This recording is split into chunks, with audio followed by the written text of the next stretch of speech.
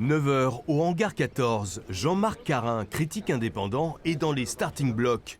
C'est un grand jour. Pour juger le millésime 2023 des grands crus de Bordeaux. Un marathon avec d'abord la dégustation d'un cru classé de Saint-Julien. Délicieux et stable. Qui s'est doté d'un tout nouveau cuvier. C'est plus précis, c'est plus charnu, c'est plus complexe et c'est plus long.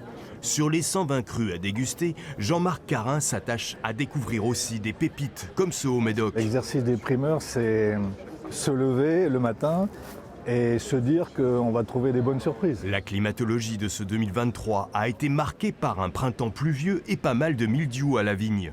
Le Cabernet Sauvignon aide un peu plus à la construction des vins cette année parce que le Merlot, tout le monde sait qu'il a beaucoup plus souffert du mildiou. Saint-Émilion, Pomerol, assemblés majoritairement avec du Merlot, ont tout de même tiré leur épingle du jeu. Il y a une aisance nouvelle dans ces 2023 qui plaira beaucoup aux jeunes générations parce qu'on n'est pas perturbé par la présence de tanins difficiles à analyser. On a eu un millésime à suspense avec une arrivée au sprint. Et puis on a 1700 inscrits aujourd'hui au hangar 14. Ils vont pouvoir opérer une belle dégustation pour se faire un avis. Et croyez-moi, moi qui ai déjà eu le plaisir de goûter ces vins, ils ne vont pas être déçus.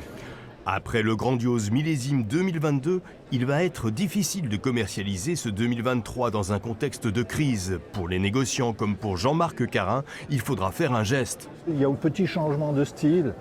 Et donc qui donne envie de les boire quasiment immédiatement, ce qui ne veut pas dire qu'ils ne se garderont pas. Et effectivement, c'est le prix qui fera toute la différence. Les premiers châteaux vont commercialiser leur vin en primeur dès le début de la semaine prochaine.